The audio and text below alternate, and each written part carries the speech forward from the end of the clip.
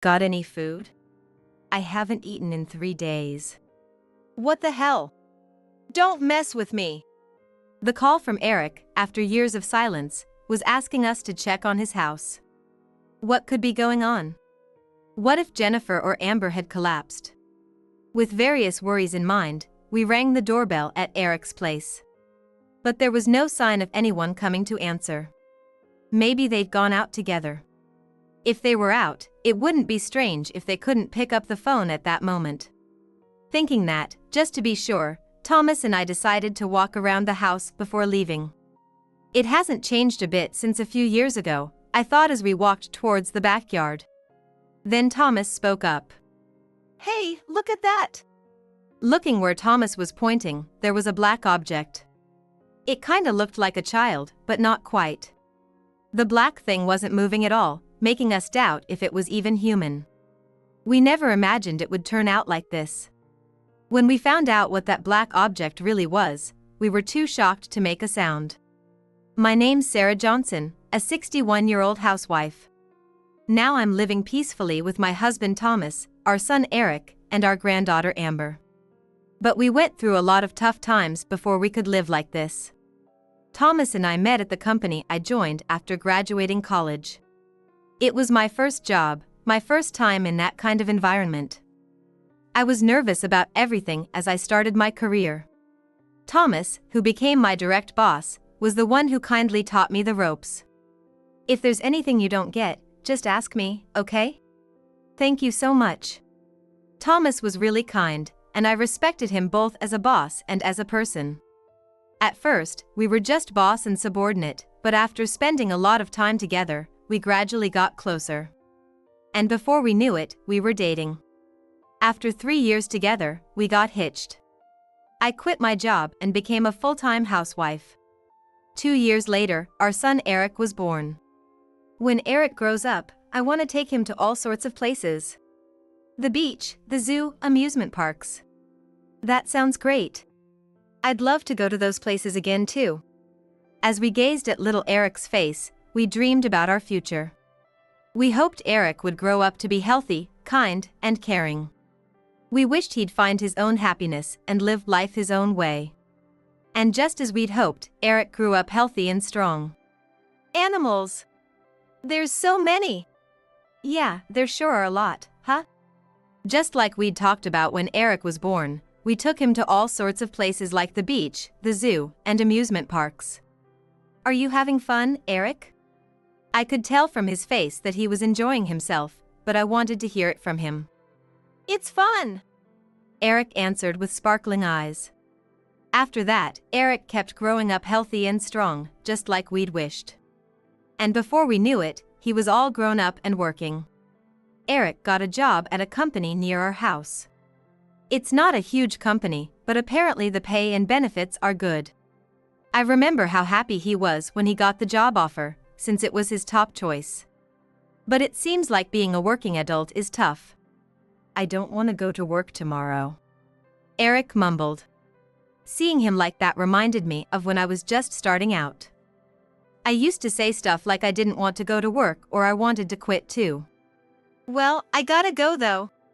I was glad he'd grown up to be someone who takes work seriously, but I also worried he might end up bottling everything up. Before we knew it, 3 years had passed since Eric started working. He still seemed to be taking his job seriously, and his face had matured a lot compared to when he first started. It might not be my place to say as his parent, but looking at Eric made me feel proud of how well he'd grown up. Then one day, during dinner, Eric suddenly brought up something unexpected.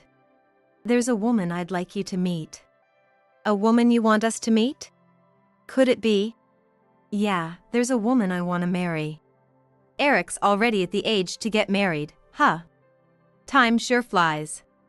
I congratulated Eric. Congratulations. I'm glad you found someone special. Thanks. Apparently, the woman's name is Jennifer. They met in college and started dating after they both became working adults. They said we can set the date whatever's good for us. After talking it over, we decided on a meeting 2 weeks later. I wonder what kind of girl Jennifer is. From the photo Eric showed us, she seemed really cute, but you can't tell everything just from a picture. I looked forward to the meeting day while getting ready. 2 weeks flew by, and it was time for the meeting. I'm nervous. Yeah, me too. Even though I was looking forward to it, I couldn't help feeling nervous. What kind of person would Jennifer be? Just then, the doorbell rang. I checked the monitor and saw Eric and Jennifer. I hurried to let them in. My first impression of Jennifer in person was pretty much the same as from the photo. She was petite, cute, and seemed quiet.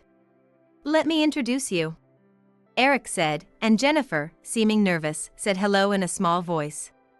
No need to be so nervous, it's okay. Okay, Jennifer replied softly. I thought it might take some time, but figured it'd be better to try to put her at ease. I got these thinking you might like them, Jennifer. No pressure, but feel free to have some if you'd like, I said, offering her some snacks Eric had suggested. Oh, okay. Jennifer looked at the snacks, then awkwardly averted her gaze.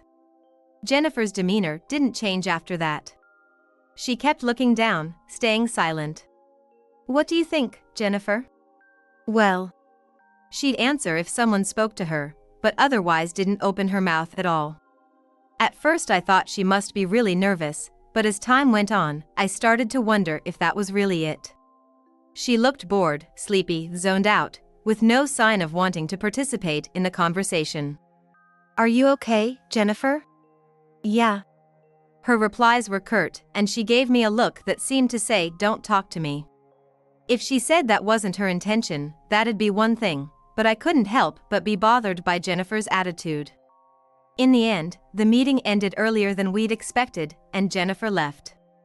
I'm sorry about that, Eric said apologetically after seeing Jennifer off. Jennifer's probably just nervous. I think once you're married and spend more time together, she'll open up eventually. Don't worry about it, honey. It's natural to be nervous at a first meeting like this. That's right. If Jennifer seems concerned about it, try to reassure her, okay? Oh, thanks. If Eric says Jennifer was just nervous, that must be the truth. Surely as we interact more, she'll open up. That's what I thought, accepting Eric's words. But I still felt uneasy.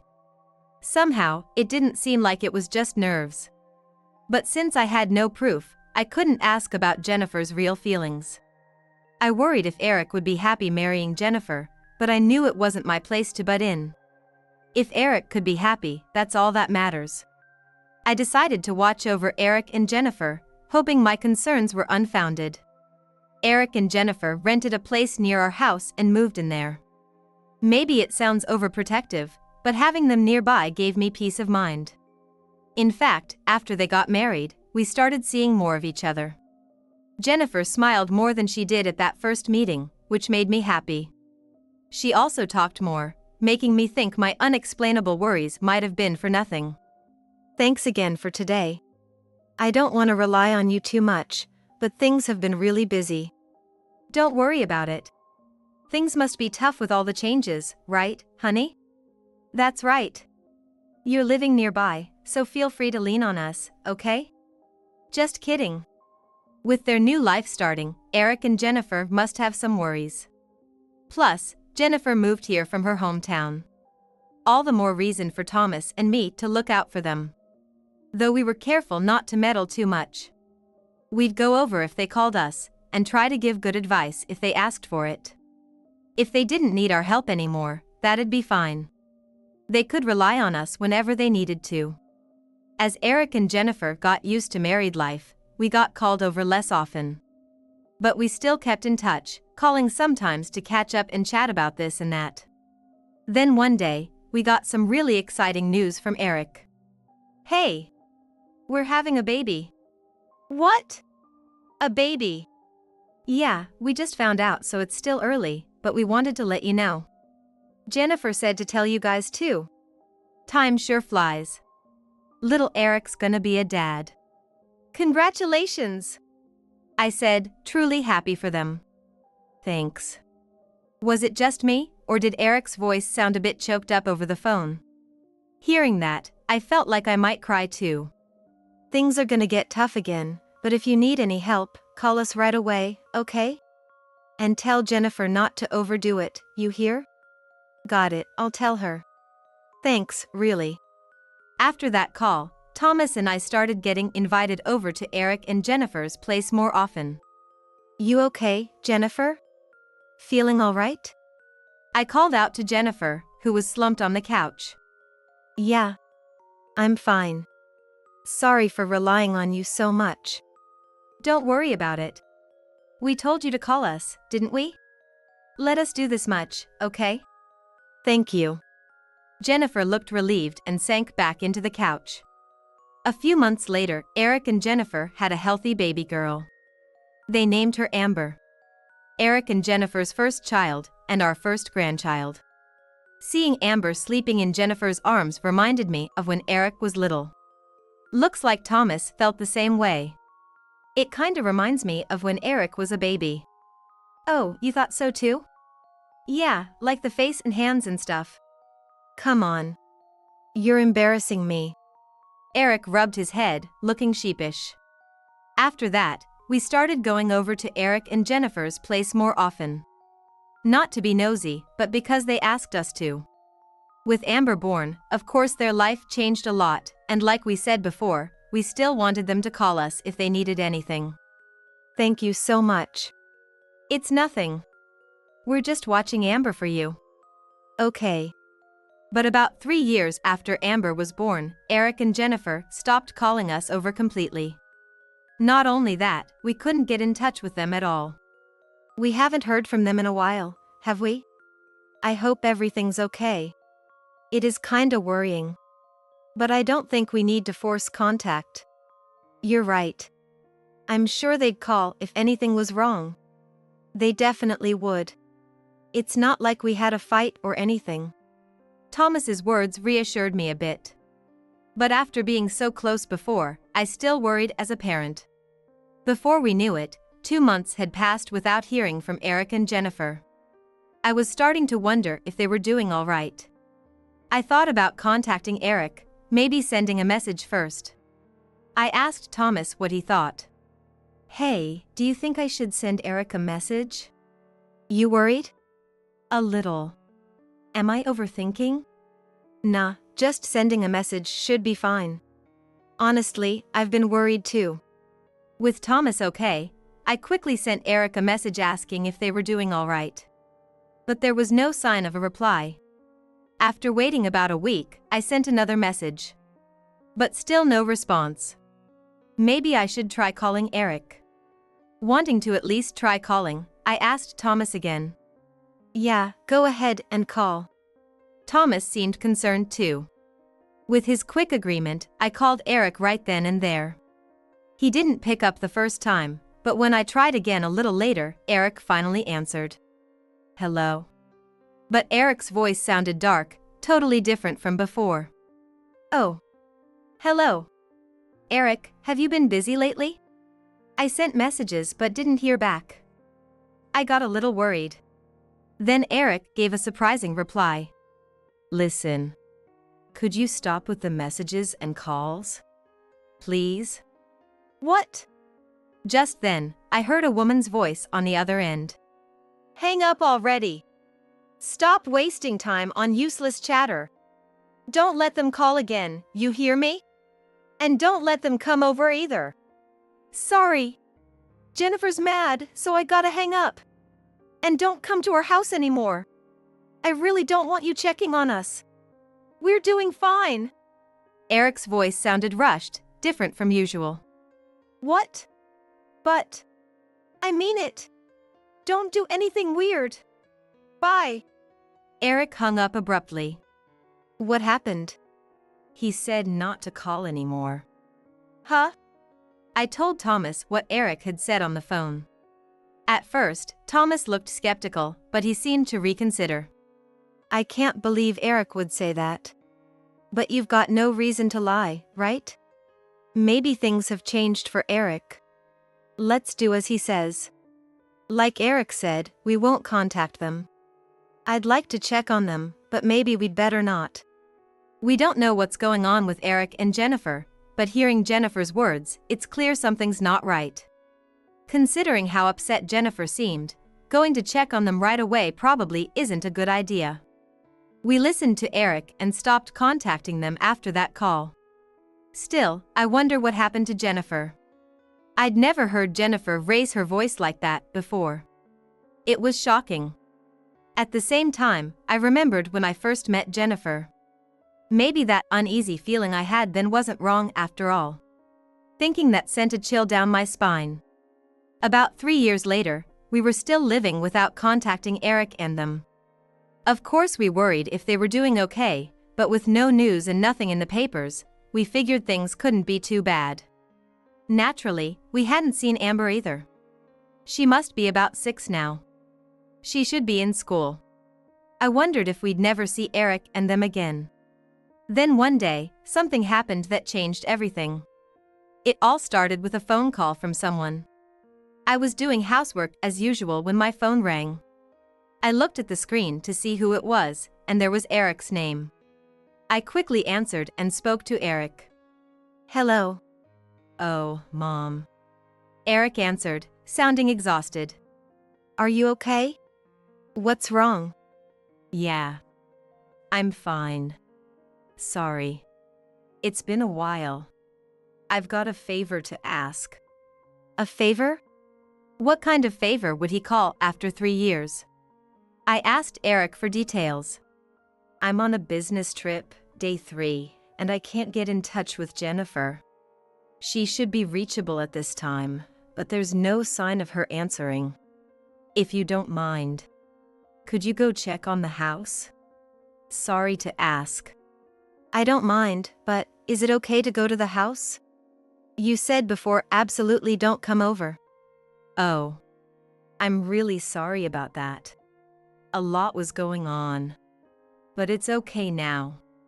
Eric sounded like he didn't want to go into details. Hearing how tired he was, I didn't feel like pressing him. All right. Your dad and I'll go check right away. Thanks. Well, they might be out, so if no one's there, just let me know.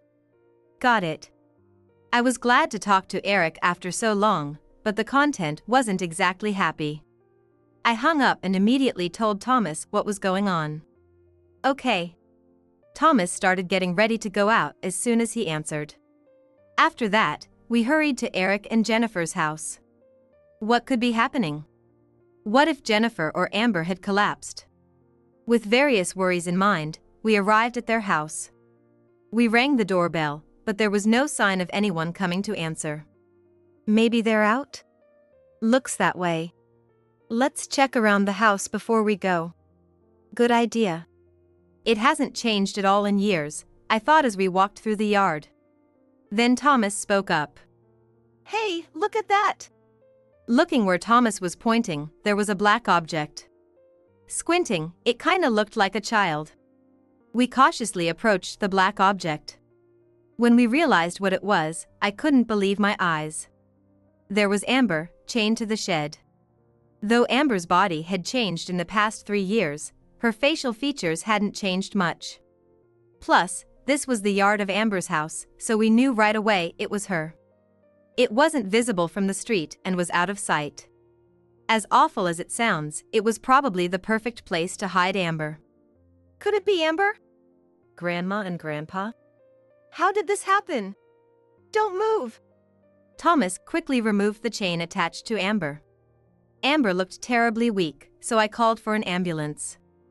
After being unchained, Amber thanked us in a small voice, then said something even more shocking. Do you have any food? I haven't eaten in 3 days. Hearing Amber's words, we were once again too shocked to speak. But Thomas quickly spoke up. What? You gotta be kidding me. His anger at Jennifer and them exploded, and he ended up yelling at Amber. Hey! Thomas! Sorry! I thought she might cry from being suddenly yelled at, but Amber just looked up at us with dark eyes and an expression that seemed to say she didn't know what was going on. Do you know where your mom is? I gently asked Amber, but she didn't seem to know her mother's whereabouts. Given how she was being treated, it's understandable she wouldn't know. I see. While thinking about what we could do until the ambulance arrived, I suddenly remembered something important. Oh, right. I need to call Eric. Yeah. I asked Thomas to bring some water for now, and quickly took out my phone to call Eric. Mom, how was it? Eric answered right away this time. I explained what had happened. I worried he might not believe me since it seemed so unreal, but though he hesitated a bit, he quickly said, "I got it, I'm coming home now." I was surprised he believed me so easily. Just in case, I tried calling Jennifer too, but she didn't answer. Jennifer must be the one who did this to Amber. While holding back my anger at Jennifer, I kept talking to Amber as I gave her the water Thomas had brought. After that, the ambulance and police arrived, and Amber was taken into the ambulance. On the way to the hospital, we were questioned by the police. At the hospital, tests showed Amber was malnourished and dehydrated, so she received treatment. They said she should stay in the hospital for a bit, so after treatment, Amber was moved to a room. You okay, Amber? Yeah. I wanted to ask Amber for details, but now wasn't the time. I tried to calm her down by making small talk. Thomas said nothing, just staring at Amber with a serious face. Just then, the door opened and Eric rushed in. "Amber," he cried, running to her and gently hugging her. Are you all right? I'm so sorry you were scared. I'm really sorry. No, Dad, it's not your fault. No. I'm to blame for trusting your mom too much. I should have found a way to turn down that business trip. I trusted your mom too much. What in the world happened? Seeing Amber and Eric, my doubts about Jennifer only grew. When Eric had calmed down a bit, I hesitantly spoke up. Mom, Dad.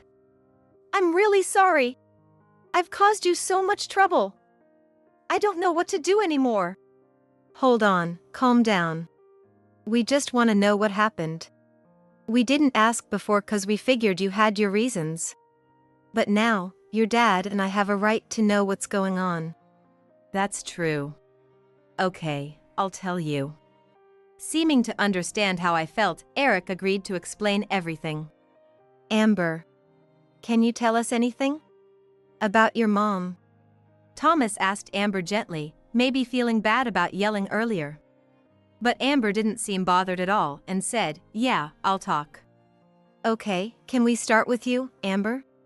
What happened while your dad was away? I asked Amber, trying not to scare her.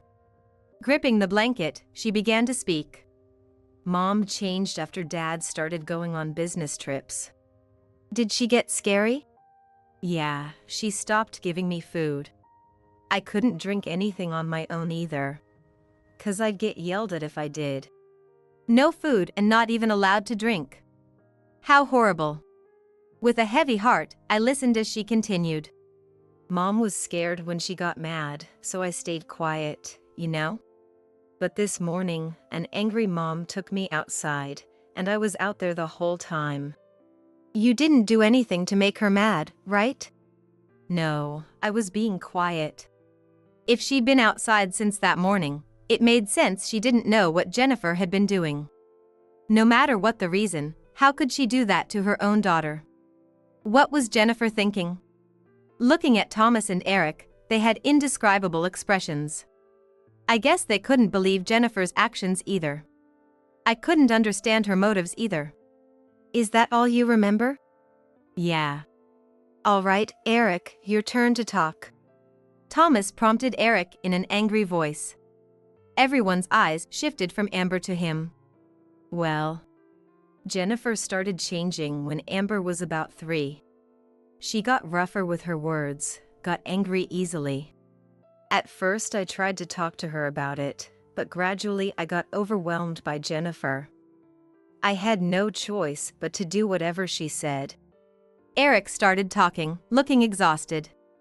Seeing him like that, I couldn't believe he was lying. So, when you told us not to call or come over, Jennifer said not to let anyone get involved. She must have known it'd be trouble if her actions got out. I just went along with it. It never even occurred to me to tell anyone about our situation. I see. Then what was all that about trusting her too much? At Thomas's question, Eric spoke again. This was my first business trip, you know. It's true I did whatever Jennifer said, but I was worried about Amber. But I couldn't turn down the trip. I told Jennifer I had to go, and from that day on, she suddenly got nice. She got nice? Yeah. Looking back, I think it was to make me let my guard down. Jennifer must have known Eric cared about Amber. She probably suddenly got nice to make Eric let his guard down, to make him think she wouldn't treat Amber badly while he was gone and not to worry about the trip. Once the person who'd scolded her for her bad temper was gone, she'd be alone with Amber, who wouldn't talk back, just quietly endure. So after I left on the trip, I called at the same time every day. She didn't seem irritated or anything, so I thought everything was fine. I thought maybe Jennifer had changed her ways, and I completely let my guard down. Come to think of it, her temper had been bad for years. It couldn't just suddenly get better. I hate to say it, but I trusted Jennifer too much. You've woken up now? Yeah. I'm wide awake now. I'm gonna divorce her. Hearing everything from Eric, my heart ached thinking about what Amber had been through. Thomas was looking down, seemingly at a loss for words. How about you, Amber? Will you be sad to be away from your mom? No, I won't be sad. I want to be with Dad. Hearing Amber's straightforward words, Eric smiled and said thank you. Oh, but first we gotta find Jennifer. That's right. We don't know where she is.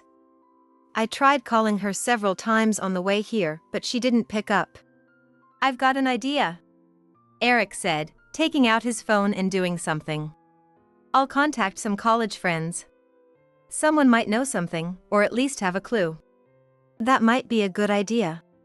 When Eric made the calls, we found out Jennifer's whereabouts sooner than expected. Apparently, one of his friends was hiding her. While I was glad we found out where she was so quickly, I also wondered why that friend told us so easily.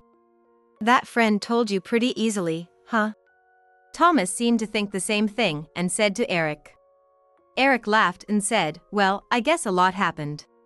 Maybe people were holding grudges against her without me knowing.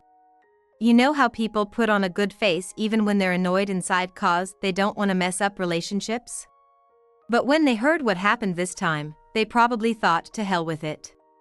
Considering Jennifer's attitude, I could honestly understand. After that, we contacted the police who were looking for Jennifer, and an hour later we got word that they'd taken her into custody. That was a relief. Now we could leave everything to the police and focus on taking care of Amber. Thanks to the treatment, Amber soon recovered fully. Instead of going back to their house, she and Eric stayed with us for a while. She was able to go back to the kindergarten she'd been missing, and it made me happy to see her smile more each day. While I was glad Amber was getting better, I was also curious about Jennifer.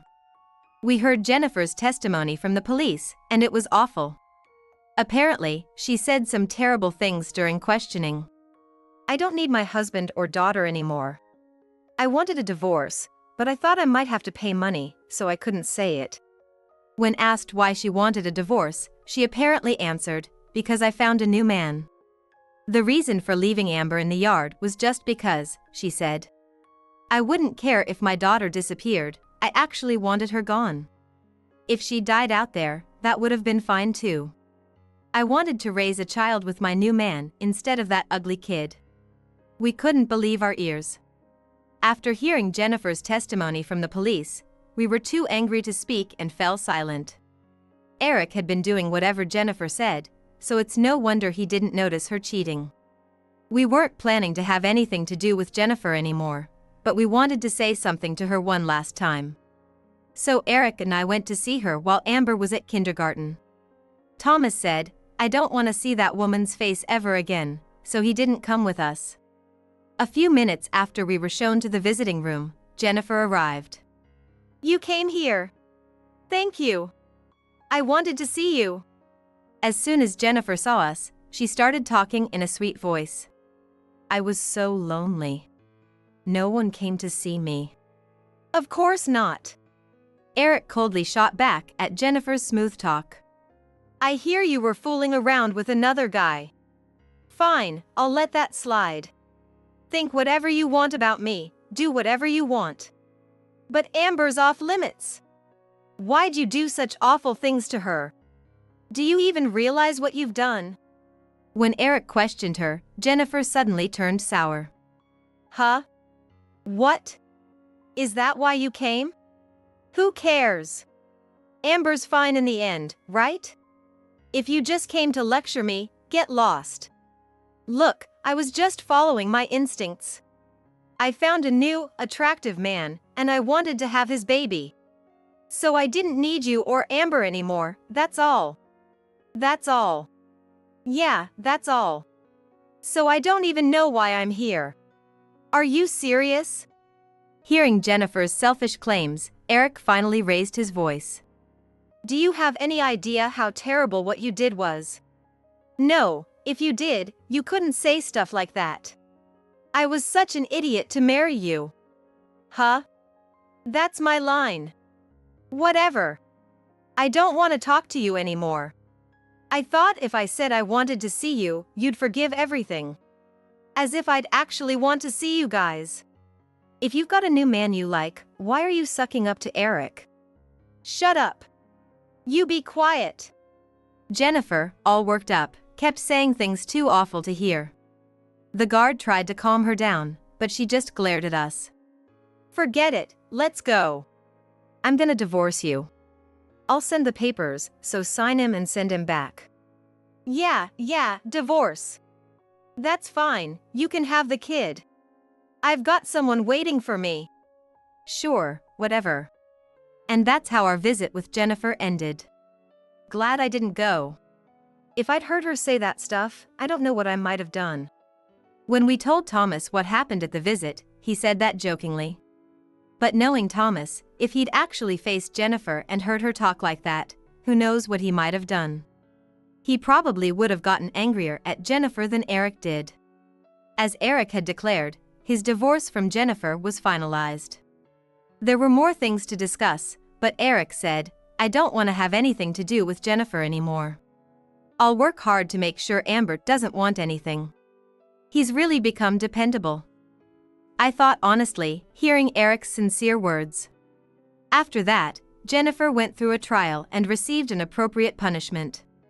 Now she's serving her time in prison. After the incident, Jennifer's parents called to apologize, saying they had no idea this was happening and they were truly sorry. Jennifer's parents live far away, so you could say it's understandable they didn't know what she was doing here. I passed on Jennifer's parents' apology to Eric, and it turns out he'd gotten a similar call. Well, I guess it can't be helped, Eric said, looking troubled. After that, we stopped talking about Jennifer's parents. 6 months after Jennifer's sentencing, I found a letter in our mailbox. It was from Jennifer. This is a letter from Jennifer. What? I handed the letter to Eric to check the contents. This is awful. Can I see it? I asked to see the letter, and it was full of Jennifer's thoughts. But most of it was just self-centered stuff. Friends not visiting her, getting dumped by the guy she cheated with, no one coming to see her anymore, feeling lonely, and so on. At the end of the letter, she wrote something like I'll apologize, so please come see me. Eric sighed and put the letter on the table. I guess she's having a tough time now after doing whatever she wanted. Well, I don't care. Yeah. Let's not show this to Dad. He'd probably get really mad. You're right. I didn't want to go see her again and had no intention of doing so. No matter how much she begged, I never wanted to see Jennifer again. Seems Eric felt the same way.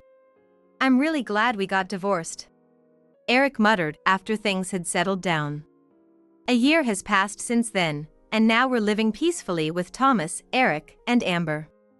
Eric and Amber moved out of their old rental and came to live with us. It's nice having a lively house with everyone. I cherished the joy of living with the people I love. We haven't received any more letters from Jennifer since that one. A lot happened, but peaceful living really is the best. Amber's completely back to her cheerful self, now a fine elementary school student. She wears her new backpack proudly and goes to school every day. I made friends. Seeing Amber's beaming smile, I felt so happy I could cry. I hope this happiness continues forever, and that our family can always keep smiling. That's my only wish.